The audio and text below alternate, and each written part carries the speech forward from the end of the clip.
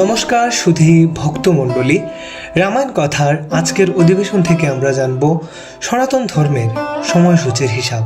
কেননা এই ভিডিওটিতে এটি তুলে ধরার কারণ হলো সনাতন ধর্ম কত বৃহৎ এবং তার কত বৈচিত্র্য তা অন্যান্য ধর্মের মানুষ চিন্তা করতে পারে না। তাদের অজ্ঞতা এবং তাদের অপারগতার জন্য তারা সনাতন ধর্মের বিভিন্ন বিষয়কে হেয় প্রতিপন্ন করে। কিন্তু তারা যদি লক্ষ্য করে যে সনাতন ধর্মের সময়সূচির হিসাবই অগণিত, তখন তারা অবাক হয়ে যাবে যে ধর্মের সময়সূচি এমন, সেই ধর্মের দেবদেবী এবং ঈশ্বরবাদের যে প্রসঙ্গ সেটি আরও কত নিগুড় এবং সেটি আরও কত বিশাল। তাই মূলত এই সময়সূচির হিসাবটা এই ভিডিওটিতে তুলে ধরা হলো। আমাদের মানুষদের 365 দিনে, দেবতাদের হয় একদিন। 17,28,000 বছরে হয় সত্যযুগ, 12,96,000 বছরে হয় ত্রেতা যুগ, 8,64,000 বছরে হয় দাপর যুগ, আর 4,32,000 বছরে হয় কলিযুগ। যখন এই চতুর্যুগকে একত্র করা হয় তখন মোট সময় দাঁড়ায় 43,20,000 বছর। একে বলা হয়ে থাকে চতুর্যুগ।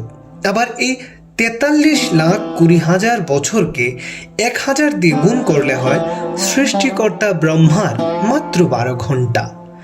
আর 43,20,000 বছরকে 2000 দিয়ে গুণ করলে হয় মোট 24 ঘন্টা, অর্থাৎ ব্রহ্মার একদিন।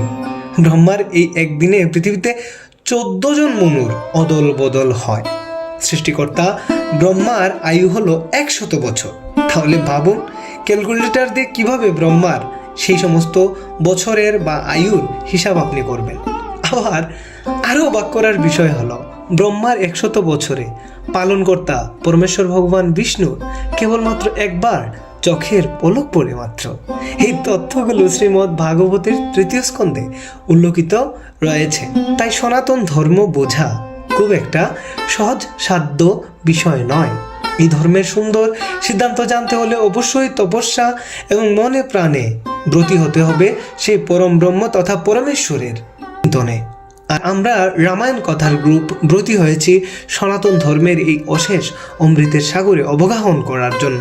তাই অনেক অজানা তথ্য রামায়ণ কথা আপনাদের জানানোর প্রচেষ্টা প্রতিনিয়ত করছে এবং ভবিষ্যতে করবে। তাই রামায়ণ তথা ধর্মীয় এমন অজানা প্রসঙ্গগুলো জানতে চ্যানেলটিকে সাবস্ক্রাইব করে আমাদের সঙ্গেই রাখুন এবং সঙ্গেই থাকুন।